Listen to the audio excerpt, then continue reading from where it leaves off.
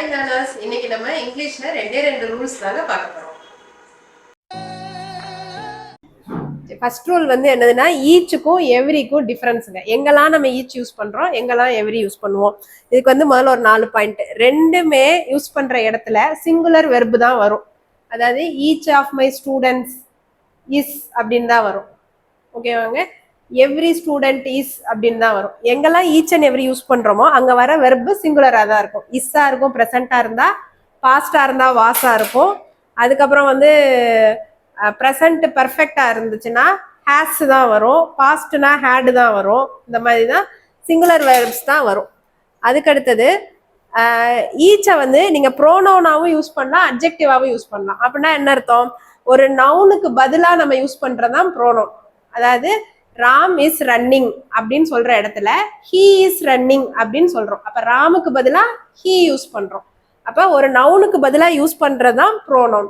So இதை ஈச்சை வந்து நீங்க நவுனுக்கு பதிலாகவும் யூஸ் பண்ணலாம், இன்னொன்று வந்து அட்ஜெக்டிவாகவும் யூஸ் பண்ணலாம். இப்ப எவ்ரி ஸ்டூடெண்ட் அப்படின்னா ஸ்டூடெண்ட்ன்றது நவுனு, அதுக்கு ஒரு அட்ஜெக்டிவ் ஒவ்வொரு ஸ்டூடெண்ட்டும் அப்படின்னு அந்த நவுனை பத்தி எக்ஸ்பிளைன் பண்ற ஒரு வேர்டா கூட நீங்க இதை யூஸ் பண்ணலாம்.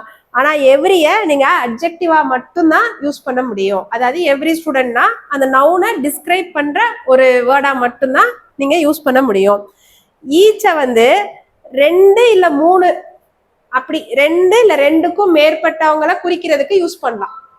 ஈச் ஆஃப் த ஸ்டூடெண்ட்ஸ் அப்படின்னா என்ன அர்த்தம்னா 2 ஸ்டூடெண்ட் இல்ல அதுக்கும் மேல. ஆனா எவ்ரி ஸ்டூடெண்ட்னு சொல்லிட்டா எப்பயுமே மோர் தேன் 2 தான். இங்க வந்து greater than or equal to 2, அங்க வந்து எப்பயுமே கிரேட்டர் தேன் 2 தான். ஓகேவாங்க. அதே மாதிரி அப்டிராக்ட் நவுன்ஸோட எவ்ரி மட்டும் தான் யூஸ் பண்ண முடியும். அப்டிராக்ட்னா நம்மளால கண்ணால பார்க்க முடியாது, நம்மளால வந்து அதை வந்து தொட்டு பார்த்து இது பண்ண முடியாது, பட் நம்மளால ஃபீல் பண்ணிக்க முடியும். நான் ஹாப்பியா இருக்கேன், நான் சேடா இருக்கேன், அந்த மாதிரி இமோஷன்ஸ்ல வர்றது. அதே மாதிரி அப்டிராக்டா மோஸ்ட்லி ஃபீலிங்ஸா தாங்க இருக்கும். ஸோ இந்த மாதிரி என்கிட்ட நிறைய அந்த மாதிரிலாம் சொல்லும் போது நீங்க எவ்ரி தான் யூஸ் பண்ற மாதிரி இருக்கும். மச்ச வந்து அந்த இடத்துல யூஸ் பண்ண முடியாது. சரி, ஈச்சை வந்து அந்த இடத்துல யூஸ் பண்ண முடியாது.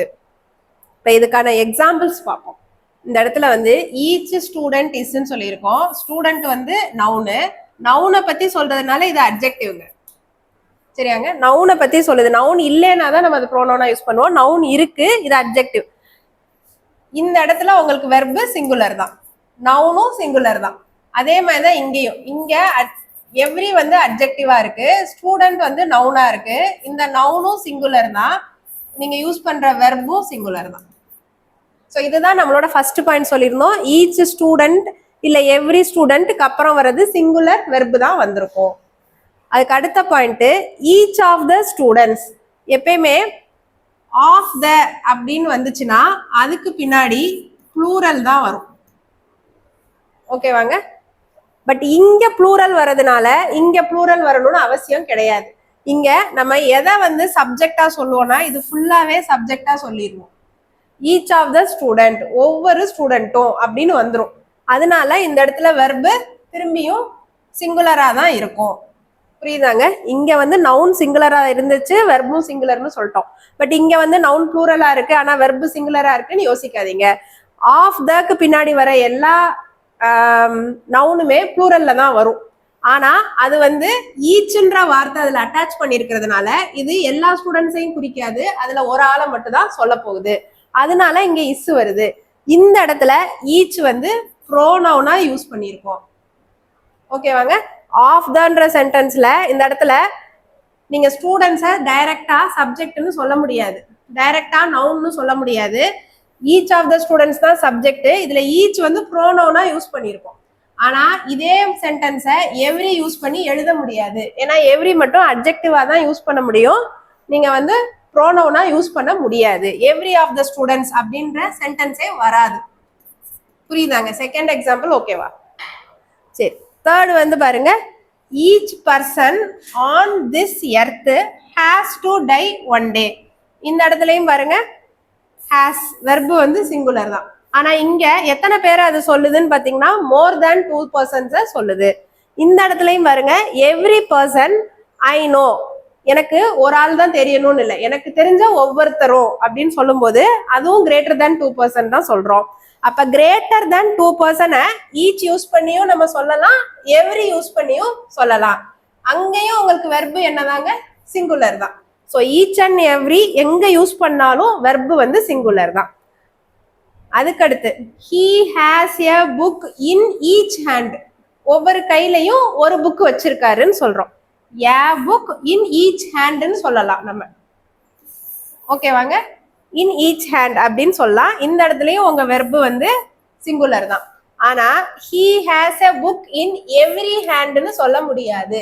ஏன்னா நம்மளுக்கு இருக்கிறதே ரெண்டு தான், ரெண்டு கை தான்.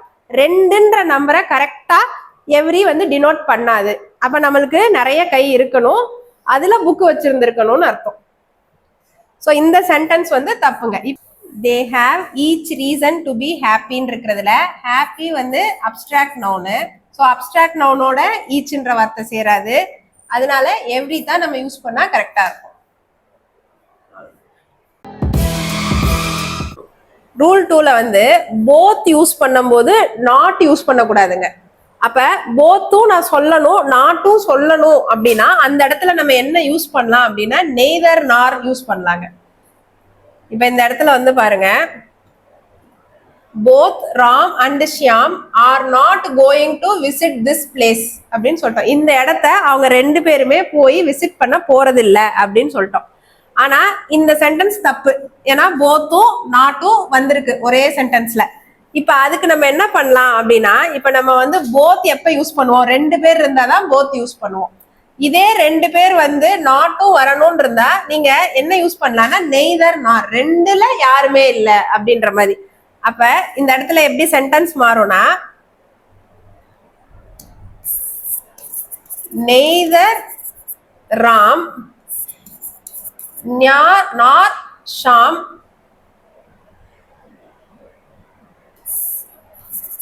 இஸ்ன்னு மாறிடுங்க.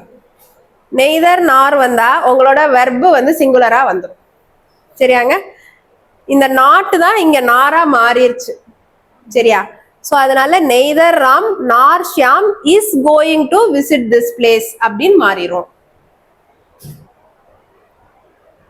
ஸோ இந்த இடத்துல பாருங்க, second example, this is a war which both sides cannot win. So இந்த இடத்துல போத்தும் வந்துருச்சு, நாட்டும் வந்துருச்சு. ஸோ அப்ப நம்ம எப்படி எழுதுவோம் அப்படின்னா this is a war which neither sides can win. So போத்தும் நாட்டும் சேர்த்து நெய்தர்னு வந்துடும்.